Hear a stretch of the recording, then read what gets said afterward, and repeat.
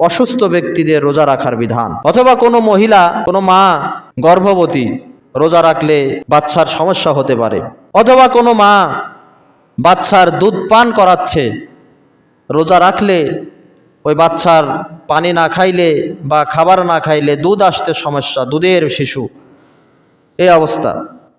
অথবা কোনো মা, কোনো বোন মাসিক ঋতুস্রাব, হায়েজ আক্রান্ত হয়েছে, অথবা বাচ্চা হওয়ার কারণে নিফাসের রক্তস্রাব হচ্ছে, এইগুলো সব অসুস্থ ব্যক্তির রোজার বিধান।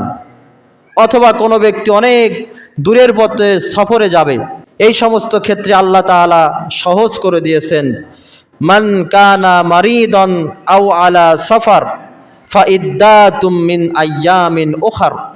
কোনো ব্যক্তি যদি রোজার মাসে অসুস্থ হয় বা সফরে থাকে, তাহলে সে অন্য মাসে এই রোজাগুলো পালন করবে। তার মাপ না, এই রোজা তার মাপ না, এই রোজা তার পরবর্তীতে কাজা আদায় করতে হবে। অনেকে এই প্রশ্নটি রাখেন যে রমজান মাসে কোনো ঔষধ পিল খেয়ে মাসিক ঋতুস্রাব বন্ধ করে রোজা রাখা যাবে কিনা।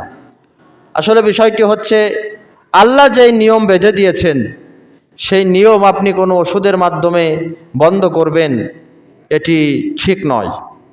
আর এটি বন্ধের মাধ্যমে শরীরে নানান জটিলতা তৈরি হয়, যেটি মেডিকেল সায়েন্স দ্বারা প্রমাণিত। আপনি বন্ধ করে রোজা রাখতে পারেন, রোজা হয়ে যাবে, তবে এটি না করাই উত্তম। কারণ আল্লাহ যেহেতু আপনাকে ছাড় দিয়েছেন, পরবর্তীতে কাজা করবেন, এটি না করাই উচিত। আপনার অসুস্থতা যদি স্থায়ী হয়, আপনি যদি স্থায়ী রুগ্ন ব্যক্তি হন, ডাক্তার বলেছে এই লোকটা বাঁচবে যতদিন, ঔষধ চলবে ততদিন, এরকমের রোগী অনেকেই আছে না, সব সময় ওষুধ খাওয়াই লাগে, ওষুধ না খেলে ভালো হওয়ার কোনো সুযোগ নেই, বাঁচবে যতদিন, ঔষধ চলবে ততদিন। অথবা অতিশয় বৃদ্ধ ব্যক্তি হয়ে গেছে, বৃদ্ধ হওয়ার কারণে যেই ব্যক্তিটি আর রোজা রাখতে পারছে না, এই ক্ষেত্রে তার বিধান কি? স্থায়ী রুগ্ন আর অতিশয় বৃদ্ধ ব্যক্তি, আল্লাহ তাআলা সে সমাধান দিয়েছেন কোরআনে, ওয়া আলাল্লাযীনা ইউতীকুনাহু ফিদয়াতুন তুআমুম মিসকিন। আল্লাহ বলেছেন এই ক্ষেত্রে বিধান হচ্ছে অতিশয় বৃদ্ধ ব্যক্তি এবং স্থায়ী রুগ্ন ব্যক্তি এক একটি রোজার বিনিময়ে একজন ব্যক্তিকে দুবেলা পেট ভরে খাবার খাইতে দেবে। ইফতার করাবেন, সাথে রাতের খাবার খাওয়াবেন, ভোরবেলা ডেকে সাহরি খেতে দিবেন। এটা হচ্ছে ফিদিয়া।